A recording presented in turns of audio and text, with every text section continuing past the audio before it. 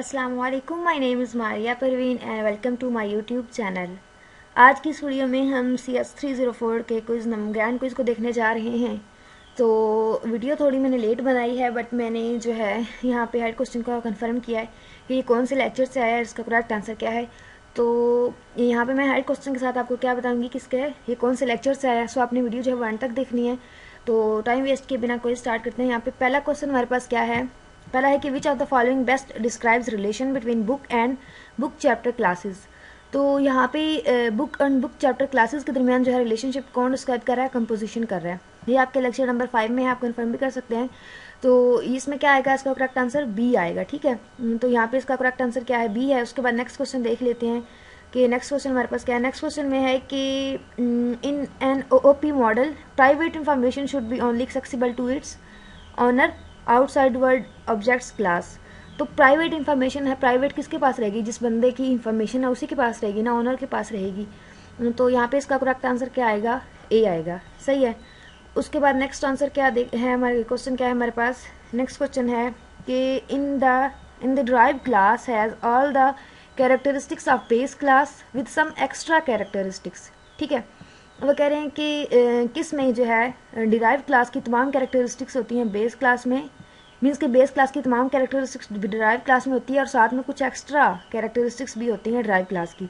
तो ये होता है सब टाइपिंग में। ठीक है, ये आपके लेक्चर नंबर 4 से दिया गया है। आप इसको भी कंफर्म करना चाहें तो कर सकते हैं। ये चारों टॉपिक्स इंपॉर्टेंट हैं, इनमें से MCQs भी आ रहे हैं, तो आप उनको भी प्रिपेयर कर लीजिएगा। एंड ये जो है ये भी लेक्चर नंबर 4 में से दिया गया है, ये भी इंपॉर्टेंट है। तो इसका करेक्ट आंसर क्या है, डी है। उसके बाद नेक्स्ट क्वेश्चन देखते हैं कि नेक्स्ट क्वेश्चन हमारे पास क्या है। तो नेक्स्ट क्वेश्चन हमारे पास है जी, in generalisation general class represents the dash behaviour of the classes. कि जनरलाइजेशन में जो जनरल क्लास होती है वो रिप्रेजेंट करती है behaviour of the classes, common behaviour of the classes. जो उनका कॉमन बिहेवियर होता है ना, उसको वो रिप्रेजेंट करती है। ठीक है, ये भी लेक्चर नंबर 4 में से है। मैंने आपको पहले ही बताया कि लेक्चर नंबर 4 इंपॉर्टेंट है, तो आपने जो है ये सारा प्रिपेयर कर लेना है। यहाँ पे इसका सी जो है ये करेक्ट आंसर होगा, कॉमन बिहेवियर। उसके बाद नेक्स्ट क्वेश्चन नंबर 5 की तरफ चलते हैं। तो क्वेश्चन नंबर 5 हमारे पास है जी, aggregation between objects shows that. Aggregation between objects के क्या शो करता है कि ऑब्जेक्ट्स हैव वीक रिलेशनशिप। जो एग्रीगेशन होता है इसमें जो है वीक रिलेशनशिप को शो किया जाता है। तो इसका करेक्ट आंसर हमारे पास क्या होगा, बी होगा। एंड ये भी लेक्चर नंबर 5 में से है।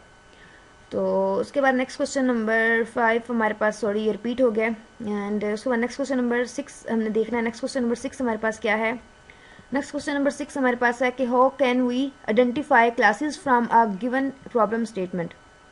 कि हमें जो प्रॉब्लम स्टेटमेंट दी गई होती है उसमें से हम कैसे आइडेंटिफाई कर सकते हैं क्लासेस को। तो उन हमें यहाँ पे मुझे कंफर्म नहीं है, इसका ए भी हो सकता है, लेकिन मुझे उसका डी करेक्ट आंसर लगा है, क्योंकि उसमें एट्रीब्यूट्स भी होते हैं, उसके ऑपरेशंस भी होते हैं एंड क्लास नेम वगैरह भी होता है। तो यहाँ पे नेम वगैरह की बात करें तो मेरे ख्याल से मुझे नाउन लगा था। उसके जो हम बिहेवियर की बात करते हैं तो वो अगर हम देखें मतलब उसके ऑपरेशंस क्या होते हैं तो मुझे वो वर्ब लगा था। एंड उसके अगर हम बात करते हैं क्या उसको कहते हैं एट्रीब्यूट्स की, खुसूसियात की या उसकी कैरेक्टरिस्टिक्स की, तो वो एडजेक्टिव्स बन सकता है। सो मुझे तो इसका डी करेक्ट आंसर लगा है, लेकिन आप इस क्वेश्चन को जो है वो कंफर्म कर लीजिएगा। सो मैंने यहाँ पे इसका डी लगाया है। ये आई थिंक लेक्चर नंबर 7 से आया है, क्लासेस वाले टॉपिक से, तो आप इसको भी कंफर्म कर लीजिएगा। एंड उसके बाद नेक्स्ट क्वेश्चन नंबर हमारे पास 7 है। इसमें है कि choose correct declaration of overload assignment operator for class complex as member function. तो यहाँ पे इसके उन्होंने 4 ऑप्शन हमें दिए हैं। जो सेकंड ऑप्शन है मुझे ये इसका करेक्ट लगा था, लेकिन इसका भी मुझे कंफर्म नहीं है, सो ये आप लोगों ने खुद कंफर्म करना है। एंड उसके बाद नेक्स्ट क्वेश्चन नंबर 8 हम देखें तो ये हमारे पास क्या है कि in C++ which of the following is defined as stream insertion operator. तो स्ट्रीम इंसर्जन एंड जो है एक्सट्रैक्शन जो है ये CS201 में भी है एंड CS304 में भी है। तो यहाँ पे जो स्ट्रीम इंसर्जन है वो यहाँ पे क्या आएगा, ए आएगा। जो ये सैम्बल है, ये साइन है, ये किसका होता है, स्ट्रीम इंसर्जन ऑपरेटर का होता है। ठीक है, तो यहाँ पे इसका ए जो है ये क्या आएगा, ये करेक्ट होगा। एंड जो एक्सट्रैक्शन जो है उसका कौन सा होता है, बी वाला होता है। यहाँ पे इसका ए करेक्ट है। तो उसके बाद नेक्स्ट क्वेश्चन हम देख लेते हैं कि नेक्स्ट क्वेश्चन हमारे पास क्या है। Next question is we can allocate dynamic memory in C++ through new operator. तो जब हमने कोई मेमोरी एलोकेट करनी हो, डायनामिक मेमोरी या कोई मेमोरी एलोकेट करनी है, तो हम कौन सा ऑपरेटर यूज़ करते हैं, न्यू ऑपरेटर यूज़ करते हैं। तो यहाँ पे इसका कौन सा करेक्ट आंसर आएगा, सी आएगा, न्यू ऑपरेटर। एंड उसके बाद नेक्स्ट क्वेश्चन नंबर 10 हमारे पास क्या है, क्वेश्चन नंबर 10 है हमारे पास कि in class attributes and behaviours are represented by. अब एट्रीब्यूट्स जो हैं उनको रिप्रेजेंट किया जाता है डाटा मेंबर्स के तौर पर, एंड जो बिहेवियर्स होते हैं उनको मेंबर फंक्शंस के तौर पर जो है वो शो करवाया जाता है, रिप्रेजेंट किया जाता है। तो यहाँ पे इसका क्या करेक्ट आंसर आएगा, सी आएगा। Attributes data members and behaviours जो है वो मेंबर फंक्शंस के तौर पर, सो इसका सी करेक्ट आंसर आएगा। एंड उसके बाद नेक्स्ट क्वेश्चन नंबर 11 हमारे पास कौन सा है, क्वेश्चन नंबर 11 है कि dash means that different objects can behave in different ways for the same message. अब ये अगर आपने हैंडआउट से पढ़ा हो तो लेक्चर नंबर 6 में हमें जो है पॉलीमॉर्फिज्म में दिया गया था कि उसमें जो है डिफरेंट ऑब्जेक्ट्स जो हैं वो डिफरेंट वेज में बिहेव कर सकते हैं एक ही मैसेज के लिए। तो अगर इस तरह का सिचुएशन है तो उसको हम क्या कहते हैं, पॉलीमॉर्फिज्म कहते हैं। मीन्स का सी इसका क्या आएगा, करेक्ट आंसर है। एंड ये भी लेक्चर नंबर 6 में से दिया गया है। तो अब तक अगर आप गौर करें तो ज़्यादा क्वेश्चन जो आ रहे हैं वो कहाँ से आ रहे हैं, फर्स्ट 5-6 लेक्चर्स जो हैं उनमें से आ रहे हैं। आगे भी जो क्वेश्चन होंगे वो तकरीबन ज़्यादा स्टार्ट के लेक्चर्स में से हैं, तो आपने स्टार्ट के लेक्चर जो हैं वो भी अच्छे से कर लेने हैं, मतलब उनमें से ज़्यादा क्विज आ रहा है। एंड उसके बाद क्वेश्चन नंबर 12 देखें तो ये हमारे पास क्या आ रहा है, क्वेश्चन नंबर 12 है कि a postfix unary operator is implemented in C++ using member function with. अब यहाँ पे वन डमी कैरेक्टर आर्गूमेंट था, वन डमी इंट था, फ्लॉट था, and none of the given था। अब इसका मुझे कंफर्म नहीं था, आप लोग इसका कंफर्म कर लीजिएगा। तो मुझे कंफर्म नहीं था लेकिन मैंने यहाँ पे डी मुझे सही लगा, सो मैंने वही यहाँ पे मतलब चूज़ किया, लेकिन आपने इसका कंफर्म जो है वो कर लेना है। जिसके साथ नॉट श्योर लिखा हुआ उसका आप लाजमी कंफर्म कर लीजिएगा। तो उसके बाद नेक्स्ट क्वेश्चन हमारे पास क्या है, नेक्स्ट क्वेश्चन हमारे पास है जी which are the following represents the two way association. अब टू वे एसोसिएशन किस में रिप्रेजेंट की जाती है, जिसमें दोनों साइडों से मतलब हो रहा हो, मतलब रिलेशनशिप दोनों साइड से हो। तो यहाँ पे देखें अली ड्राइव्स द कार, अब कार तो नहीं ना हो सकता। अब Usman lives in the house, employee works for the company, Sana eats lunch. अब ये सेम अगर आप देखें employee works for the company, ये लेक्चर नंबर 5 में टू वे एसोसिएशन में एग्जाम्पल भी दी गई है। तो ये तो बिल्कुल कंफर्म है कि इसका सी जो है ये करेक्ट होगा।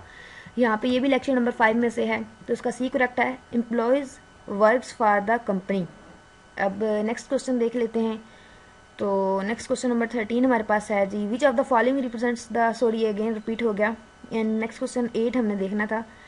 तो नेक्स्ट क्वेश्चन नंबर है हमारे पास constant data members can be initialised by using class. ये लेक्चर नंबर 11 में दिया गया, एक आपको शॉर्ट सा नोट दिया गया, उसमें से ये MCQs आया है कि जो कॉन्स्टेंट डाटा मेंबर्स हैं उनको इनिशियलाइज किया जा सकता है क्लास के थ्रू भी, ठीक है। तो यहाँ पे इसका डी जो है वो करेक्ट आंसर होगा, क्लास।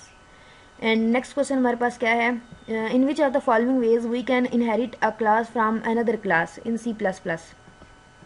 अब वो कह रहे हैं कि किस वे में जो है हम एक क्लास को इनहेरिट कर सकते हैं किसी दूसरी क्लास से। तो प्राइवेट भी हो सकता है, वो पब्लिक भी हो सकती है, वो प्रोटेक्टेड वे में से वे भी हो सकती है। तो यहाँ पे ये तीनों करेक्ट हैं, सो इसका क्या आएगा, all of the given option. ये भी लेक्चर नंबर 2 से दी गई है, तो इसका डी जो है वो करेक्ट आंसर है। एंड नेक्स्ट क्वेश्चन नंबर 16 हमारे पास है जी, क्वेश्चन नंबर 16 है कि which of the following statement is not true about static variables of a class. कि स्टैटिक वेरिएबल्स के अबाउट ट्रू नहीं है। तो यहाँ पे इसका क्या है, करेक्ट जो आंसर क्या है, ए है। Static variables belong to a particular instance of a class, ये इसका जो है ये करेक्ट आंसर है। ये स्टेटमेंट जो है ये ट्रू नहीं है स्टैटिक वेरिएबल्स के अबाउट। एंड नेक्स्ट क्वेश्चन हम देखते हैं, ये बीच में जब मैं फाइल बना रही थी जल्दी में 2-3 क्वेश्चन जो है वो बार बार रिपीट हो रहे हैं, सो इनको प्लीज़ अवॉइड कीजिएगा।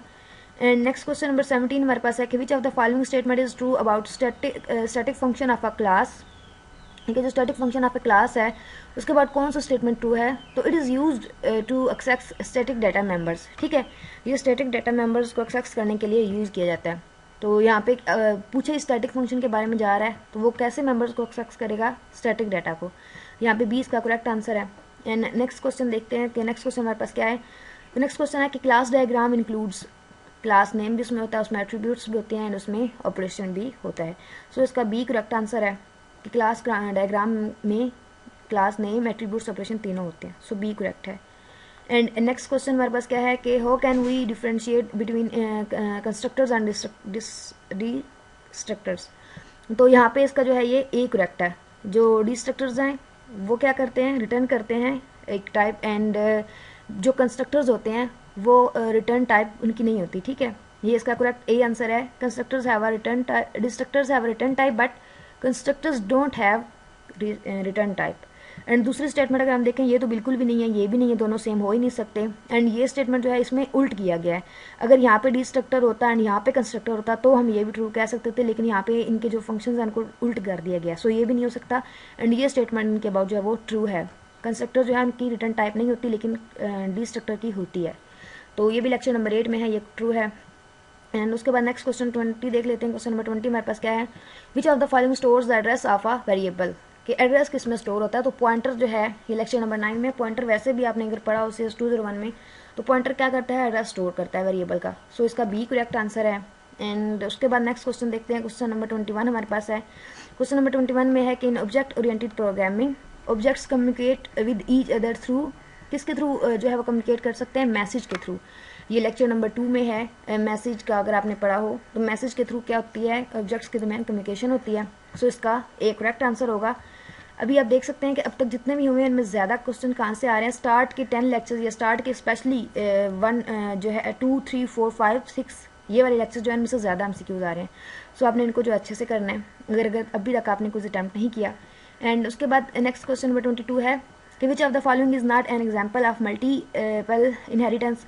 तो मरमेड जो है ये लेक्चर नंबर 5 में आपने एग्जाम्पल अगर की हो, मरमेड जो है वो मल्टीपल इनहेरिटेंस की एग्जाम्पल, पहली एग्जाम्पल दी गई है। तो यहाँ पे इसका एक करेक्ट आंसर है। मैं जल्दी जल्दी इसलिए कवर करवा रही हूँ कि वीडियो काफ़ी लेंथी हो रही है एंड MCQ ज़्यादा है, ग्रैंड क्विज है। सो अच्छा, उसके बाद नेक्स्ट क्वेश्चन है कि object hides its information from others, कि ऑब्जेक्ट्स जो है वो अपनी इन्फॉर्मेशन को हाइड करते हैं दूसरों से। ये कॉन्सेप्ट कौन सा हो सकता है, इन्फॉर्मेशन हाइडिंग का। ठीक है, एक मेरे ख्याल से इनकैप्सुलेशन होता है और दूसरा ये इन्फॉर्मेशन हाइडिंग होता है। तो ये दोनों जो है ये मिलते जुलते हैं। यहाँ पे इसका करेक्ट आंसर क्या होगा, इन्फॉर्मेशन हाइडिंग होगा। इन्फॉर्मेशन हाइडिंग में क्या किया जाता है, ऑब्जेक्ट्स जो है वो अपनी इन्फॉर्मेशन यूजर से या अदर पर्सन से, मतलब अदर्स से जो है वो क्या करते हैं, हाइड रखते हैं। सो यहाँ पे 20 का करेक्ट आंसर होगा। एंड उसके बाद नेक्स्ट क्वेश्चन हमारे पास क्या है, नेक्स्ट क्वेश्चन है जी, which of the following will happen when a constant function tries to change the value of data members of the function of the class. तो वहाँ पे कह रहे हैं कि जो है जब कांस्टेंट फंक्शन है वो ट्राई करता है अपनी वैल्यू को चेंज करने की डाटा मेंबर्स में, तो क्या होता है, compile time error will occur, तो एरर आ जाता है जब मतलब वो अपनी वैल्यू को चेंज करने की कोशिश करता है कांस्टेंट फंक्शन, तो वो अब क्या आता है, एरर अकर हो जाता है। ठीक है, इसका सी करेक्ट आंसर होगा। एंड उसके बाद नेक्स्ट क्वेश्चन देखते हैं। तो नेक्स्ट क्वेश्चन हमारे पास क्या है जी, which of the following issue can be caused by the use of front functions. Front function से जो है वो कौन सा एरर अकर हो सकता है, तो उसका ये जो है वो करेक्ट आंसर है। एंड उसके बाद नेक्स्ट क्वेश्चन अगर हम देखें तो वो हमारे पास क्या है, क्वेश्चन नंबर 26 है, inheritance is a way of. अब इनहेरिटेंस क्या होती है, इनहेरिटेंस में जो है base class and drive classes होती हैं। एंड उसमें जो है जो ड्राइव क्लास होती है उसके पास जो है वो जो बेस क्लास की एट्रीब्यूट्स वगैरह होती हैं, मतलब उनको बार बार लिखना नहीं पड़ता, जो पहले के पास होती हैं वही दूसरे के पास आ जाती हैं, हम थोड़ा बहुत अगर ऐड करना हो तो करते हैं। सो उसमें क्या होता है कि add features to existing classes without rewriting देंगे, मतलब दोबारा सारा सा नहीं लिखना पड़ता, पहली क्लास से ही ले लेते हैं, कोई न्यू फीचर्स हो तो बस उनको ऐड कर दिया जाता है। सो इसका सी जो है ये करेक्ट आंसर होगा। अगर आपने इसको देखना हो तो लेक्चर नंबर 5 देख सकते हैं, उसमें इनहेरिटेंस के टॉपिक को। ठीक है, सो इसका सी करेक्ट है।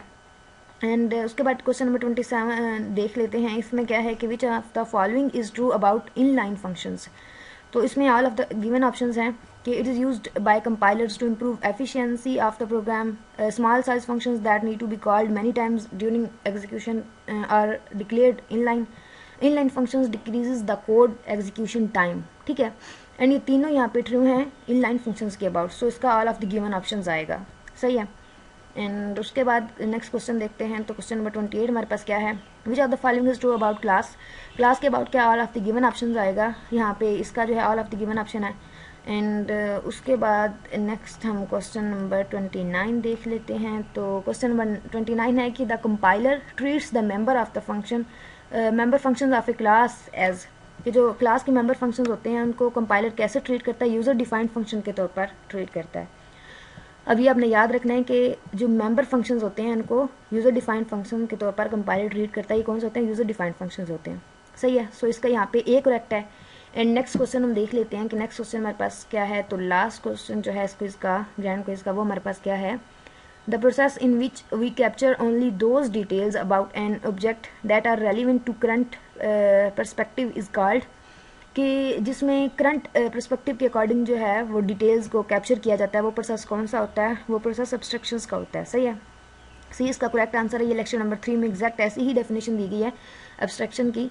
तो इसका करेक्ट आंसर कौन सा होगा? सी होगा। एब्स्ट्रैक्शन जो है उसमें क्या होता है, उसमें करंट पर्सपेक्टिव के अबाउट डिटेल्स जो हैं उनको कैप्चर किया जाता है। तो ये 30 जो हैं MCQs मैंने आपसे शेयर कर दिए ग्रैंड क्विज़ के, एंड साथ में आपको सारी जो है लेक्चर्स नंबर भी साथ मेंशन कर दें कि कौन सा लेक्चर से आया है। एंड आई होप कि ये वीडियो आपके लिए हेल्पफुल रही होगी। एंड ग्रैंड क्विज़ या मिड टर्म के जो MCQs होते हैं उसमें कुछ ना कुछ आपके लिए हेल्पफुल रहेगी। तो वीडियो अच्छी लगी हो या मेरा मेथड आपको अच्छा लगा हो तो प्लीज़ वीडियो को लाइक कीजिएगा, फ्रेंड्स से शेयर कीजिएगा, एंड चैनल पर न्यू है तो चैनल को सब्सक्राइब कीजिएगा। And thank you so much for watching my video. अल्लाह हाफिज़।